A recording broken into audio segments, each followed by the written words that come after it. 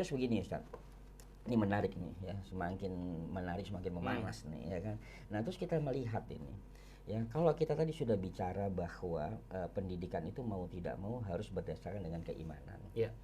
Nah tapi kan di sini kan banyak juga pesantren-pesantren ya, pesantren Al-Quran banyak nih.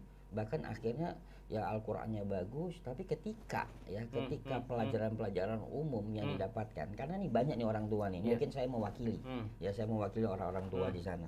Ya ketika anak saya misalnya mau jadi dokter, yang basicnya dia adalah Quran.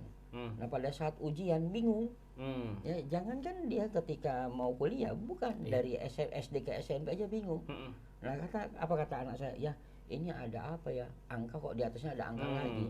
Nah ini kan yang terjadi, seolah-olah ya, ini seolah saya sebagai perwakilan tadi, seolah-olah ya pondok itu sudah tuntas dengan hanya mengajarkan Al-Quran, anak akan menjadi pintar. Nah tapi apakah benar begitu konteks di dalam Al-Quran ataupun hadis ataupun dalam sejarah? Jadi cukup satu ilmu saja, nanti yang lainnya ngikut. Nah gimana menurut Ustaz? Baik, ya jadi kalau kita kembalikan kepada Al-Quran, ya jadi dikatakan Al-Quran ini yang dia hudal linnas hudal lil muttaqin, petunjuk bagi manusia, juga petunjuk bagi orang-orang bertakwa, yang oleh ulama dikatakan sepertiga isinya itu kisah. Dan bahkan ada yang menghitung ya dengan standar yang berbeda untuk definisi kisah. Bahkan 3/4 isi Al-Quran adalah kisah. Nah artinya apa? Allah itu membimbing kita dengan cara menghadirkan kisah-kisah ini. Betul. Baik, di Mushaf Al-Quran kalau kita buka dari awal, kita akan temukan kisah yang pertama.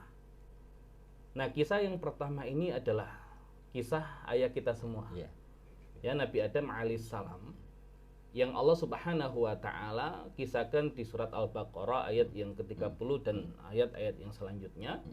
Ya Allah subhanahu wa ta'ala berfirman, wa idh qala rabbuka lil malaikati inni ja'ilun fil ardi khalifah. Dan ingatlah Muhammad ketika Rabbmu berkata kepada para malaikat, sesungguhnya aku menjadikan khalifah di muka bumi. Dan khalifah ini manusia, ya, dan manusia yang pertama adalah Nabi Adam alaihissalam. Nah di situ kalau kita ya lihat kisahnya, ya ada Nabi Adam, ya kemudian nanti ada malaikat, kemudian ada iblis. Nah dari ketiga makhluk ini, kenapa Allah pilih Nabi Adam untuk menjadi khalifah? Kenapa tidak malaikat saja? Ya atau kemudian ya makhluk yang lain, kenapa harus manusia? Nah maka di sini kita harus tahu tentang ya peran manusia, tugas manusia ini apa. Nah sehingga kalau di situ temanya adalah ilmu, ya karena malaikat kan ya mereka ketika Allah terangkan tentang karakter manusia itu yang nanti akan membuat kerusakan dan menumpahkan darah di muka bumi, ya mereka bertanya, ya kenapa Allah ciptakan ya seorang khalifah di muka bumi yang membuat kerusakan, yang menumpahkan darah.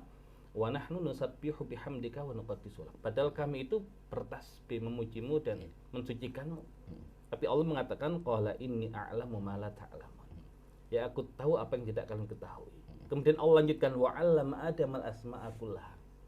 Dan kami ajarkan kepada Adam nama-nama semuanya. Nah, apa maksud dari nama-nama semuanya ini? Ya ternyata para ulama kita menerangkan nama-nama semuanya itu ya sebagai menafsirkan semua nama-nama benda yang ada di muka bumi. Nah, jadi kalau kita hitung secara tingkatan ilmu nanti ada 3 ilmu. Ya ada ilmu tentang Allah. Nah nanti akan kita pelajari, ini kaitannya dengan iman tadi itu. Ya kemudian ilmu tentang perintah dan larangan Allah, ini ilmu syariat. Kemudian ilmu tentang ciptaan Allah. Nah ini yang tadi antum maksud, ya ilmu tentang ciptaan Allah. Nah yang mana nih yang harus kita ambil? Ya apakah cukup iman saja, atau minimal sampai ilmu syar'i, nggak perlu ilmu tentang ciptaan Allah, atau ya biar umat Islam ini ya bisa bangkit seperti Eropa bangkit dengan meninggalkan agamanya langsung lompat ke tingkatan ilmu yang ketiga. Nah ini yang perlu kita luruskan. Nah malaikat ini apakah punya ilmu tentang Allah? Ya harusnya punya. Ya makanya ketika ditanya oleh Allah tentang nama-nama benda, ya mereka mengatakan subhanaka la ilma lana illa ma 'allamtana innaka antal alimul hakim. Jadi mereka tahu Allah al-alim, Allah tahu mereka tahu Allah Al-Alim, mereka tahu Allah Al-Hakim. Apakah malaikat punya ilmu tentang perintah dan larangan Allah? Mereka punya juga. Ya, maka di surat At-Tahrim dikatakan la ya'sunallaha ma amarahum wa yaf'aluna ma yu'marun. Mereka tidak bermaksiat kepada Allah dan melaksanakan apa yang diperintahkan kepada mereka. Berarti mereka paham tentang perintah dan larangan Allah. Nah, ilmu apa yang tidak dimiliki oleh malaikat?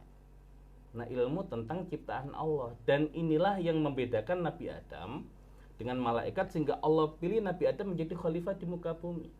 Nah, sehingga kalau kita memang benar-benar manusia, anak keturunan Adam, nah yang kita pelajari harus 3 ini. Ya, dan harus berurut. Ilmu tentang Allah, kemudian ilmu tentang perintah Allah, dan ilmu tentang ciptaan Allah. Nah, ini ilmu umum. Iya, Masya. Jadi kalau kemudian tidak ketiga lapis ilmu ini, ya ini sebab umat Islam tertinggal hari ini. Iya, nah ini karena semakin asik nih Ustaz. Ini karena, tapi kayaknya nih ya kita nanti cut dulu, kita break dulu. Jadi kalau nggak begitu nanti orang akan jenuh melihatnya, ya kan. Tapi yang pasti ya, kita tadi di akhir tadi Ustadz Ali sampaikan bahwa ternyata kita tidak pernah menyalahkan tentang kurikulum yang sudah dibuat di pondok-pondok segala macam.